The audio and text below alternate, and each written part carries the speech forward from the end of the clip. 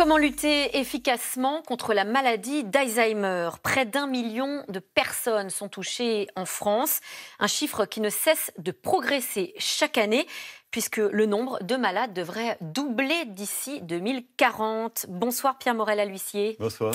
Vous êtes député UDI de Lozère, vous avez créé le groupe Alzheimer et maladies apparentées à l'Assemblée nationale.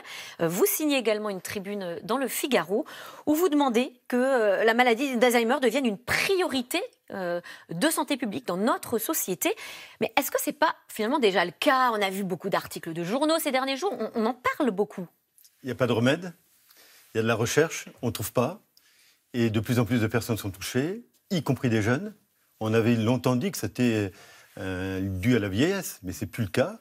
Et donc aujourd'hui, on est dans une situation catastrophique. Donc je suis un peu aiguillon là, à ce niveau-là.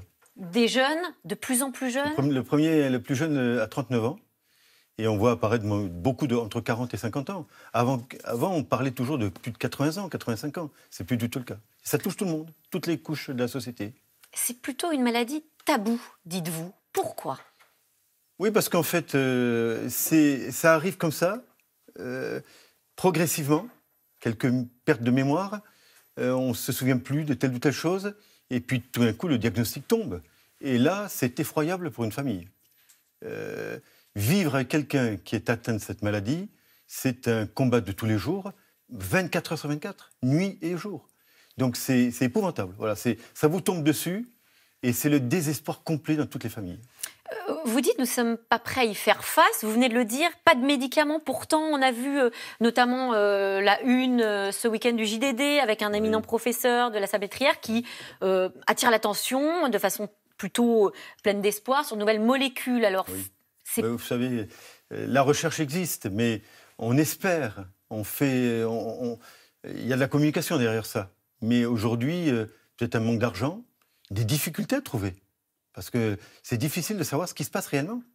Et quand vous regardez dans les EHPAD, dans les maisons de retraite, les cas sont très différenciés.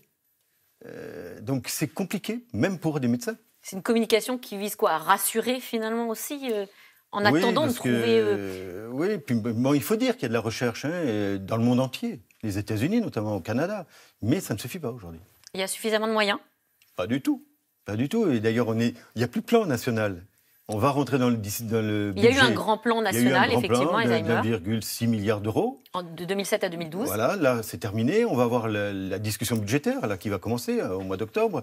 Et que faisons-nous? À un moment donné, le gouvernement a certainement des orientations, on attend de savoir, mais il appartient aux parlementaires de dire aussi ce qui se passe sur le territoire et dans tous les départements, parce que tout le monde est impacté. Alors justement, si on n'en guérit pas aujourd'hui de cette maladie, est-ce qu'il faut mettre les bouchées doubles sur la prévention, par exemple?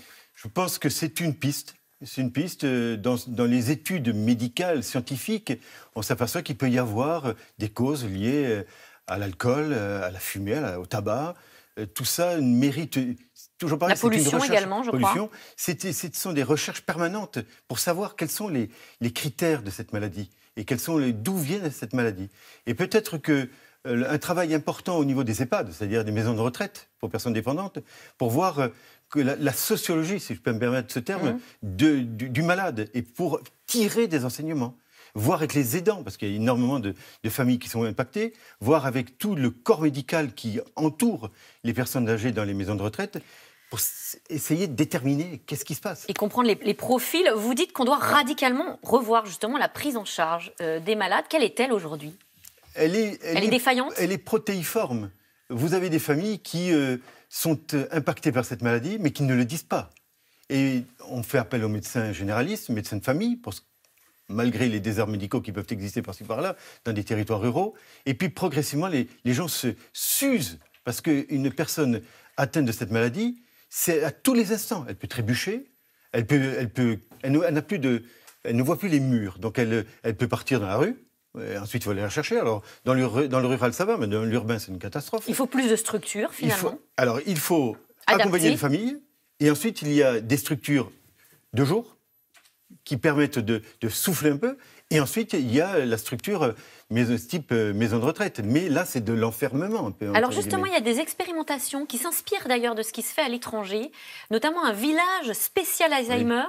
Oui. C'est dans les Landes, à Dax. À Dax. Est-ce que c'était... Oui, c'est en fait créer les conditions de vie ordinaires, mais avec tout ce qui peut graviter autour de la personne. Ça peut être des médecins, c'est des bénévoles, il y aura beaucoup de bénévoles, des ergothérapeutes, des aides-soignantes, pour que la personne puisse continuer à vivre dans un espace sécurisé. Je suis député de la Lozère, qui est un département rural. Je souhaite qu'on s'oriente vers cela. Alors ça coûte de l'argent, c'est toujours pareil, mais ça peut être une réponse intéressante, parce que derrière l'Alzheimer, c'est une multitude d'intervenants qu'il faut. Vous êtes soutenu dans ce projet que vous voudriez installer en Lozère ? Oui, parce que la Lozère avait été le département qui avait été primé à l'époque pour l'accueil des seniors. 27 maisons de retraite, on est spécialisé aussi dans le handicap. D'ailleurs, cette jonction handicap-dépendance est une réflexion à mener. Alors, parce qu'une personne âgée, une personne Alzheimer, oui. On est très proche de l'handicap. Et il faut réfléchir à ça. Depuis l'épidémie, les personnes âgées, justement, sont de plus en plus isolées dans les EHPAD. Oui. Le président de la République est en ce moment même dans le Loir-et-Cher, dans une maison de retraite. Oui. Il appelle à protéger davantage nos aînés, tout en ayant une réflexion sur cet isolement, puisqu'on sait que c'est la double peine pour les malades, je sais bien. Pour les seniors, pour les familles. Je suis président de 2 maisons de retraite dans mon département. J'ai été obligé de bloquer les visites. Parce que quel est notre problème ? C'est vrai que le château, il y a eu 12 morts. On est à 20 km. Et si on commence à laisser diffuser, c'est les soignants et ensuite les personnes âgées.